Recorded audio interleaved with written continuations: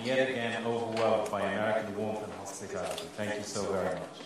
It is a great pleasure for me to be here. I'm going to be speaking for about 40 minutes or so, so buckle up, get some strong black coffee. But seriously, it is a great privilege for me to be here at the Strand tonight. There are two main areas I would like to deal with in this speech, as I try to bring out the general outlines of how I see the events unfolding in North Africa and the Middle East since Tunisia erupted some 9 months ago. Area 1. The so-called Arab Spring, its chances of success and risks of failure, and what either scenario could hold for the future of the region per se. Area number 2. As you know, many people in the Arab Muslim world, as well as in the United States, feel that the Arab-Israeli conflict, the 9/11 attacks, the invasion of Iraq and other situations may have irrevocably poisoned the well of relations between the two sides. I am not as grimly pessimistic. I will argue that a different understanding of history, together with a successful Arab Spring, could offer unprecedented hope out of the current dilapidation of those relations between the Arab world and the United States. For the record, and this will be an organic part of my overall argument, I use the terms like Arab and Muslim world and the West generically, just in order to give myself an intellectual handle on a set of complex realities that are often fluid and unwieldy. As you know, you can delineate geography, but you cannot delineate the flow of human history. To me, the Arab-Muslim world and the West represent a set of separate identities that sometimes clash, sometimes overlap, and sometimes simply merge together.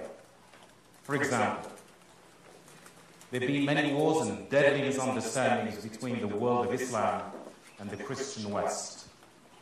But millions of Muslims have become part and parcel of the Christian West, while Christians have lived in the Middle East long before the West became Christian. Jesus, like Muhammad and Moses and many other messengers, was a Middle Easterner. The fluidity is sometimes infinitely more subtle. One of the most beautiful and magical sounding words in the English language is serendipity, first borrowed from either Arabic or Sanskrit by England's Horace Walpole in the 18th century. Human history, as you know, is full of serendipity. Christopher Columbus set out to find the East, but ended up finding America. Perhaps America ended up finding him. But the most recent serendipity is the outbreak of the so-called Arab Spring.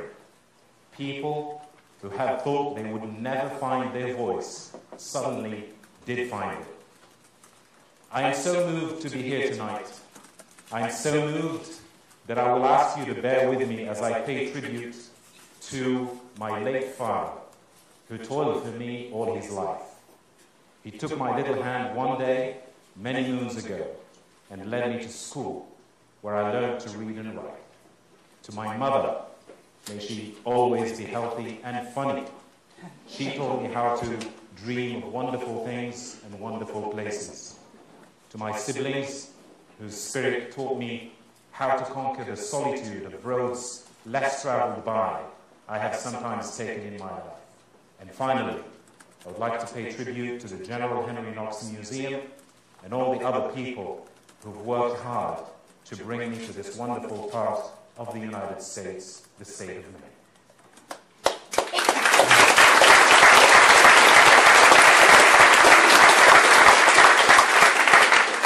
Let me restate the obvious. I'm an Arab and would therefore be in dereliction of my Arabness if I didn't pay tribute to poetry, the hallmark of Arab culture, and to history, which the Arabs possess in abundance, though they sometimes allow it to consume them more than it should be allowed to, I think.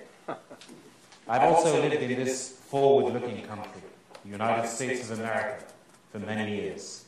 I am hoping that would redress the balance for me between the lure of the past and the energy of the future. Several centuries ago, a poet from Muslim Spain called Abu al-Baqa al-Randi eulogized the last Muslim kingdom there, Granada, when it fell or was reconquered, depending on which way you look at it. He said, لكل شيء إذا ما تم نقصانه فلا يغر بطيب العيش إنسان هي الأمور كما شاهدتها دول من سره زمن ساءته أزمان وهذه الدار لا تبقي على أحد ولا يدوم على حال لها شان. Every perfection has an imperfection. So don't be fooled by life's comforts. This world is a succession of states and eras. You do well in one era, but may do badly in many. In this life, no one lasts forever, and nothing is forever the same. With that poem and more contemporary and pressing issues in mind, I once asked the then chairman of the U.S. Joint Chiefs of Staff, Admiral Mike Mullen, if America's allies in the Muslim world could bank on continued U.S. global power, given the rise of China.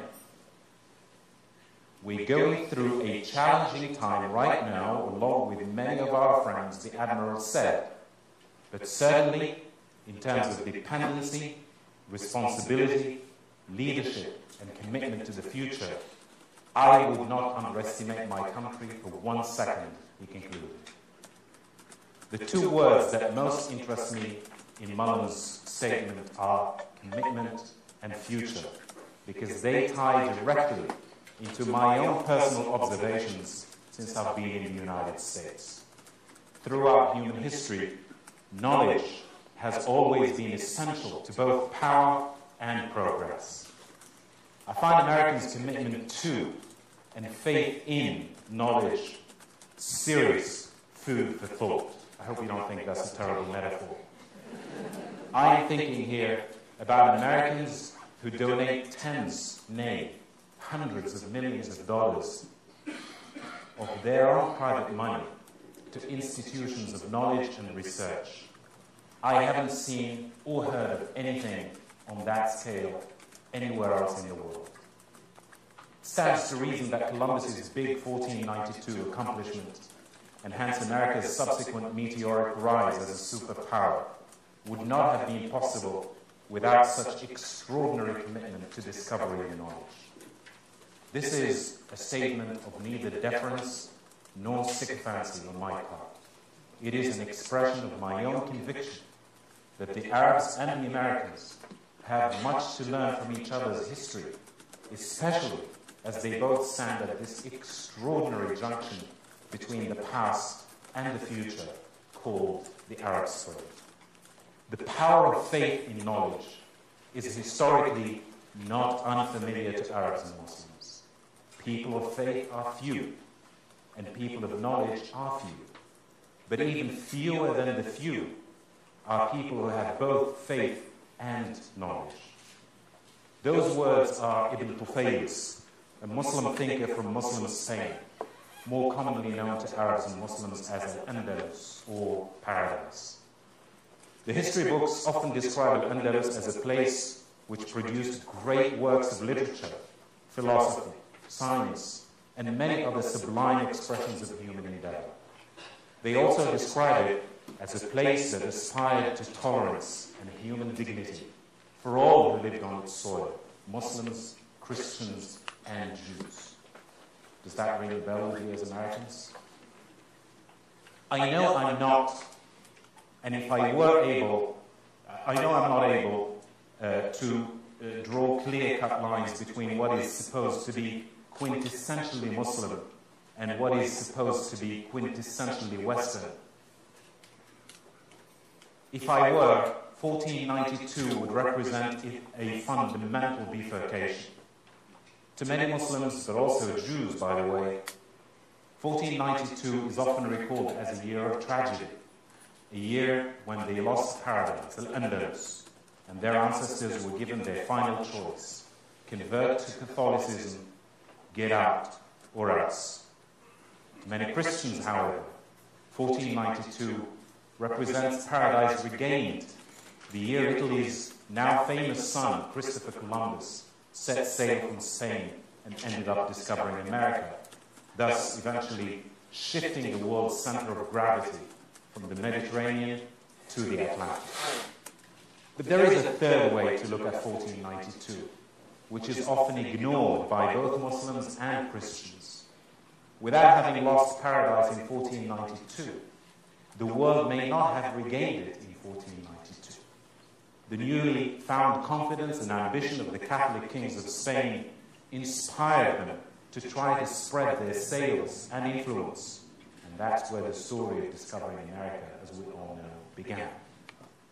According to some historical accounts, Columbus's expedition was funded, at least in part, by some of the riches confiscated from Andalusian Muslims and Jews.